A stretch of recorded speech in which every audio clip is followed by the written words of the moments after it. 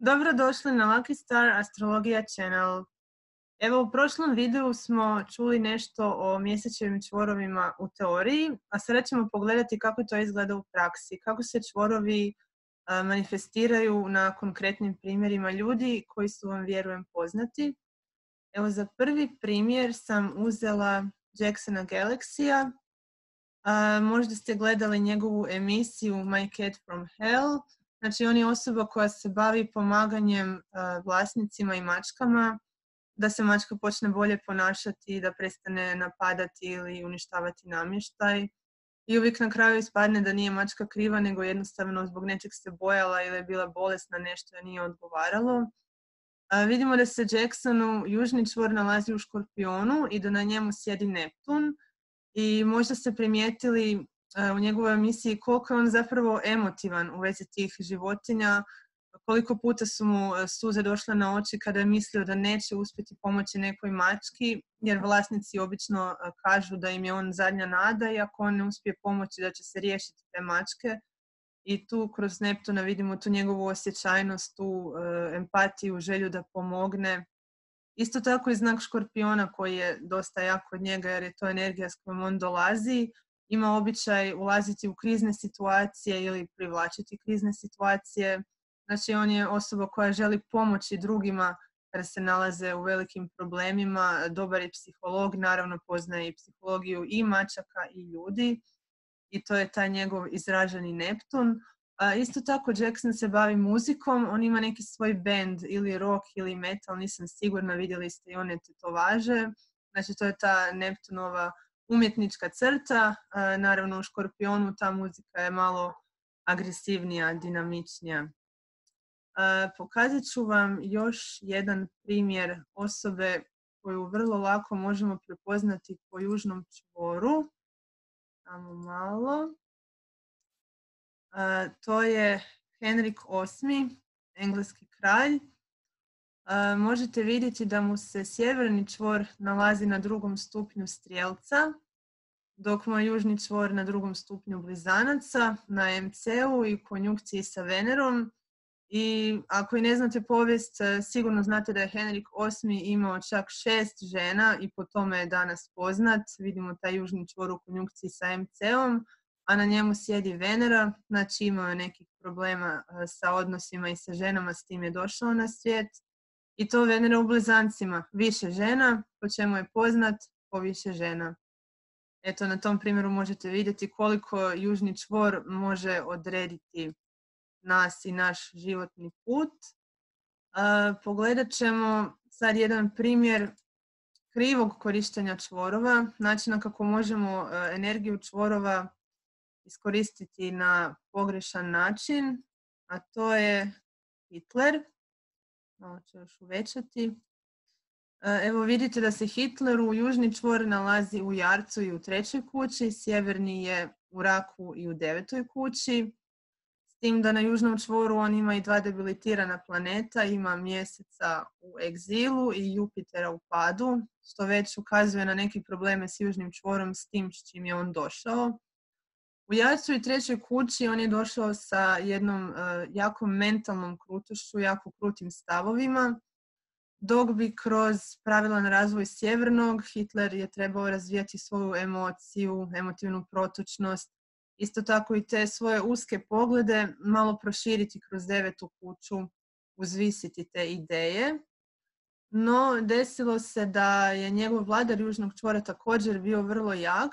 Znači, to je Saturn kao vladar Jarca, on se nalazi u 10. kući karijere i debilitiran u lavu koji također želi biti autoritet.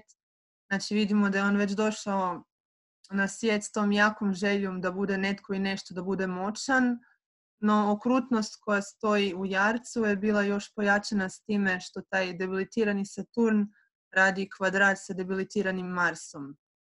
A način na koji je Hitler zaista živio svoj sjeverni čvor, ali na pogrešan način, je što se u Raku on identificirao sa svojim narodom, sa svojim klanom, znači sa njemačkom rasom, koju je smatrao uzvišenijom. Znači, 9. kuća je jako idealistična. Od svog naroda je pravio Boga, ajmo reći. dok je trebao koristiti čvorove na malo drugačiji način, znači proširiti svoj a ne ga suziti.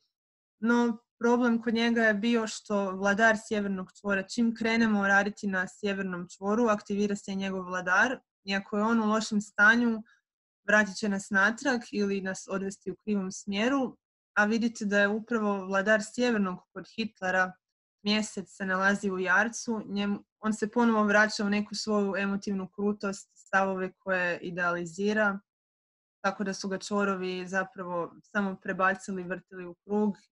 No, ne možemo reći da nije ostvarivao svoj sjeverni, jeste samo na pogrešan način, kroz tu identifikaciju s narodom i idealizaciju svog naroda. Još jedan primjer ću vam pokazati kako nas čvorovi mogu vrtiti u krug, a to je britanska kraljica Viktorija. Malo. Evo vidite na slici, kraljica Viktorija je došla sa južnim u znaku vage, znači s jednom idealizacijom odnosa, ovisnošću o odnosima, dok je sjeverni čvor bio u ovnu, trebala je razvijati svoju individualnost, samostalnost, samodostatnost. Inače, prva stvar koja nam padne na pamet kad pomislimo na kraljicu Viktoriju je jedna stara debela žena u crnini, padne nam na pamet viktorijanski moral, to jest nekakva moralna čednost, apstinencija.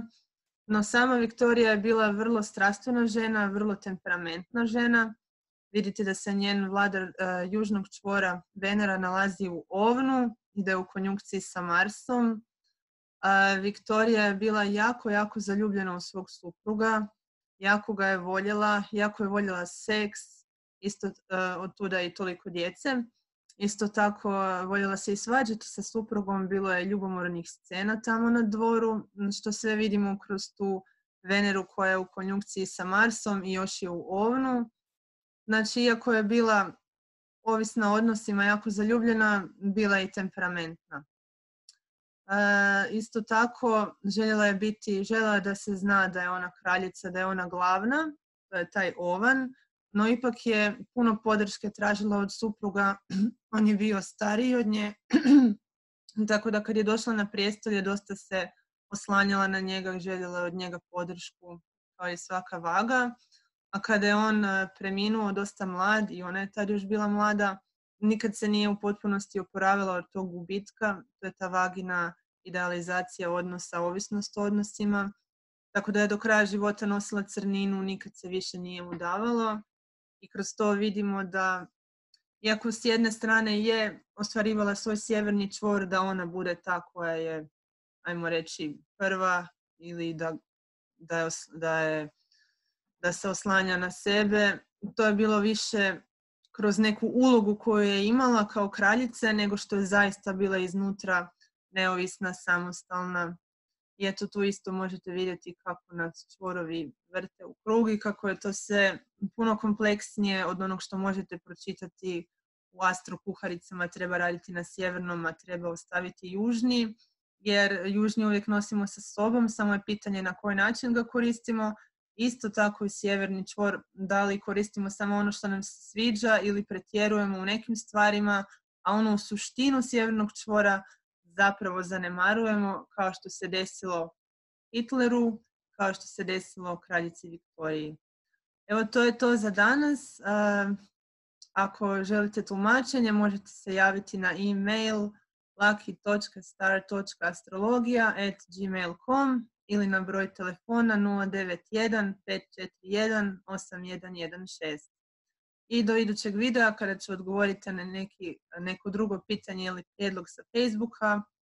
Pozdrav, bok!